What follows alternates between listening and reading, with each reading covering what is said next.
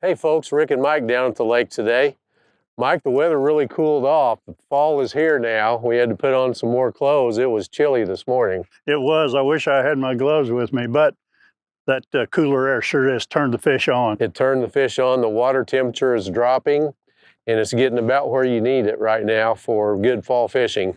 I caught quite a few fish on this XPS rock and wobble with this Crodigy bug, green pumpkin Crodigy bug, XPS Crodigy bug that they came out with. The smallmouth love this, and I noticed you were just ticking the bottom with it. You were slowly reeling it. Yep. And when they hit that, they knock slack in your line, you said. Oh yeah, it was fun. I would see the fish on my electronics. I'd cast out ahead of them, and like you say, I was just slowly reeling it, just reeling it really slow. It works down the bottom.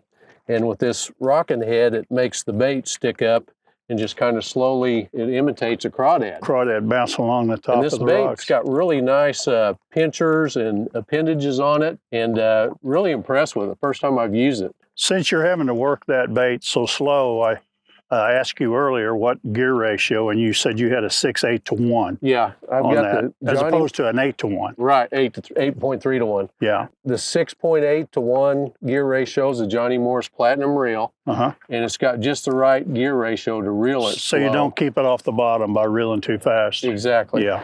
This rod's a Johnny Morris Carbon Light, technique specific. It's a dragon rod. I wasn't really dragging it, but I was reeling slow, kind of like you would drag a football Well, it's just rig. dragging, but you never stop. Exactly. That's you just what keep it is. reeling. 7'4", heavy, fast action. It had just the right amount of action where I could set the hook and get some really good bite, on my hook set. And the fast action tip helped keep them hook up when I was reeling in. And you said you were using 12-pound fluorocarbon. That's kind of what I thought you would use, because we were in that 15 to 25-foot range.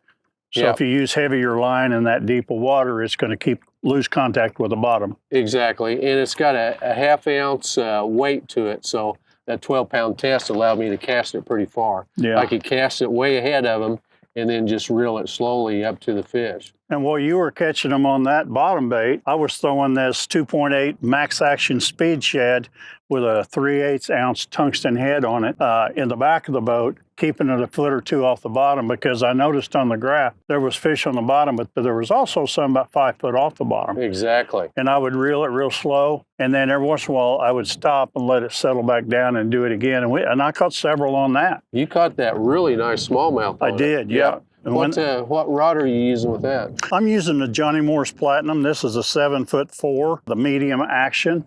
And I'm using the Johnny Morris Platinum reel. And this is, on this particular line, is 8-pound fluorocarbon on it as well. And a lot of times you got to really watch your line, because these fish will come up behind it and they will push slack in it.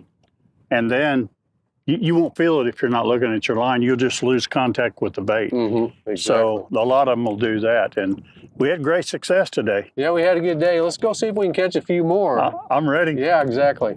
Congratulations to Allison Deckard and her daughter Wren, our Ozark Angler of the Month winner.